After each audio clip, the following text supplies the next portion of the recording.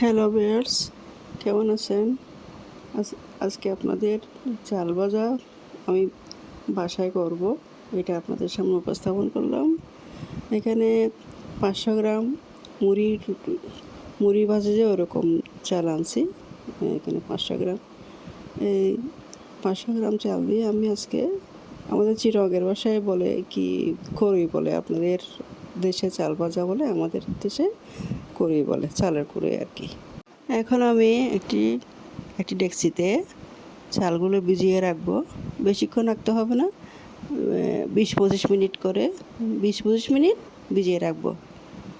20-25 minute ভিজিয়ে না রাখলে তাহলে চালগুলো ফুটবে না। এই জন্য 20-25 মিনিট ভিজিয়ে রাখতে হয়। একটু তো কষ্ট করতে হবে, কষ্ট না করলে তো কেষ্ট মিলবে না। এই জন্য কোনো কিছু খেতে গেলে কষ্ট করে একটু খেতে হবে। এবার আমি 20-25 মিনিট পর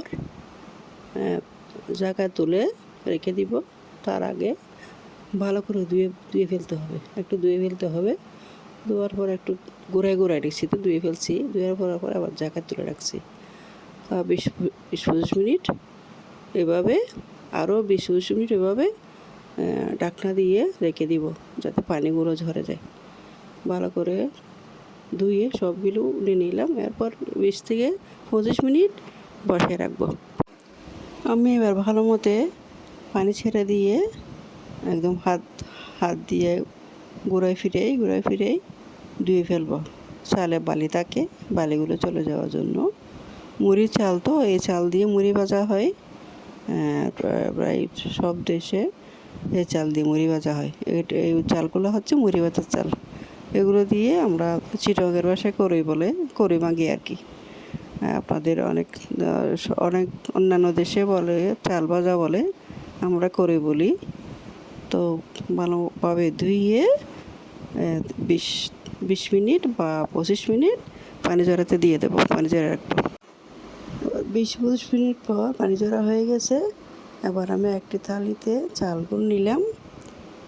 চালগুলো নিয়ে চালের সাথে আমার পরিমাণ মতো আমি লবণ দিলাম, লবণ দিব। এই লবণ দিলাম, লবণ দেওয়ার পর চালের সাথে লবণ দিয়ে ভালোভাবে মেখে 2 হাতে মেখে মিশিয়ে ফেলছি, যাতে চালের সাথে লবণ মিশে যায়। চালের সাথে লবণ ভালোভাবে মিশিয়ে ফেলতে হবে। তো উল্টায় পাল্টায় একটু মেখে ফেলছি। একদম চালের সাথে লবণ যাতে মিশে গেছে এভাবে মাখছি। এরপর আমি রুদে দিব।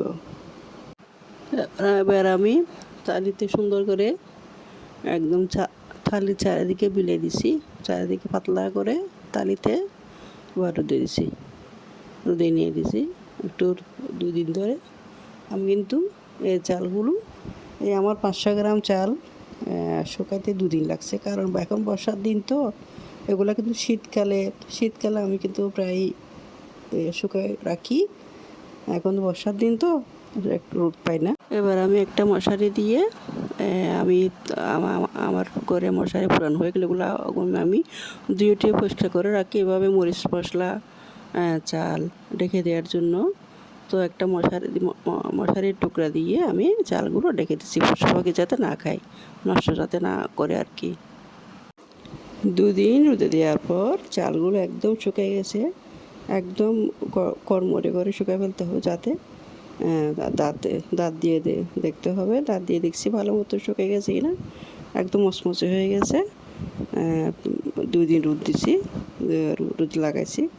রোদে দেওয়ার পর একদম মচমচে হয়ে গেছে চালগুলো। তো মচমচে না হলে বাজিটা শুদ্ধ হবে না, চাল বাজিটা শুদ্ধ হবে না। এই জন্য ভালোভাবে শুকাই ফেলছি, না শুকালে শুদ্ধ হবে।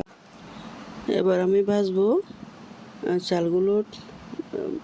ভালো মতো শুকিয়ে গেছে। এবার ভাজবো যে ওই নারকেল গাছের শলা দিয়ে আমার কাছে একটা নারকেল গাছের শলা, 10-12টা শলা একসাথে বেঁধে আমি চাল অন্যান্যগুলো ভাজি আর কি। নারকেল গাছের শলা দিয়ে, শুকনো শলা বেঁধে রাখি, এই বেঁধে ওইটা দিয়ে ভাজতেছি। তো কষ্ট তো করতে হবে। একটু মজুদ খানাগুলো মজুদ করে রাখার জন্য কষ্ট করতে হবে। বাছছি, সুন্দর হয়েছে। আবার চালগুলো ভেজে ফেললাম। এখানে কেমন হয়েছে আপনারা কমেন্টে বলবেন। দেখেন আপনাদের সামনে এভাবে মজুদ করে রাখা শুকনা খাবার এভাবে আমি মজুদ করে রাখি। তো আপনাদের সামনে এই ভিডিওটা উপস্থাপন করলাম আর কি। তো একটু কষ্ট করতে হবে। আমি চাকরি করি বিদায় মাঝে মাঝে খানা মজুদ করে রাখি আর কি। তা আমি আবার বয়ামে ভরে রাখবো। এগুলা যখন ইচ্ছা হয় তখন খাবো আর কি। এগুলো কিন্তু 2-3 মাস থাকে। আপনি একদম মুখটা ফিটিং করে মেরে রাখলে যাতে বাতাস না লাগে মতো এভাবে রাখতে হবে। এভাবে রাখি, এভাবে রাখলে 2-3 মাস খেতে পারি। তো এটার সাথে অনেকে বাদাম ভেঙে দেয়, বাদাম, ফেলন, বুট, বিভিন্ন পিচি জাতীয় খানা ভেঙে এটার সাথে চাল ভাজার সাথে রাখে। তো আমার ঘরে ওগুলো খায় না, এর জন্য আমি এই চাল ভাজার সাথে অন্যান্য বিচি ভেঙে রাখতে পারি না।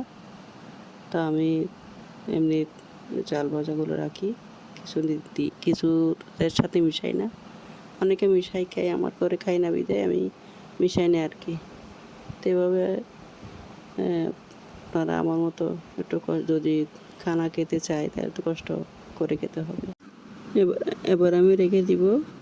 দেখেন বয়াম ভরছি, বয়াম ভরে এবার মুখ ঢাকনাটা ফিটিং করে মেরে রেখে দিব। যখন খেতে চায় তখন খাওয়া যায় আর কি। তো যেখানে যান পিকনিকে বা কোনোখানে বেড়াতে গেলে, লং জার্নি গিয়ে এইভাবে শুকনো খাবারগুলো তৈরি করে নিলে গাড়িতে বসে ট্রেনে বা গাড়িতে খাওয়া যায় আর কি। তো সবাই ভালো থাকবেন, আমার জন্য দোয়া করবেন, আমি আপনাদের জন্য দোয়া করতেছি। হ্যালো ভিউয়ার্স, কেমন আছেন? আজকে আপনাদের চাল ভাজা আমি বাসায় করব, এটা আপনাদের সামনে উপস্থাপন করলাম। এখানে 500 গ্রাম মুড়ি ভাজে যে ওরকম চাল আনছি। এখানে 500 গ্রাম, এই 500 গ্রাম চাল দিয়ে আমি আজকে আমাদের চিরগের বাসায় বলে কি কড়ই বলে, আপনাদের দেশে চাল ভাজা বলে, আমাদের দেশে কড়ই বলে, চালের কড়ই আর কি।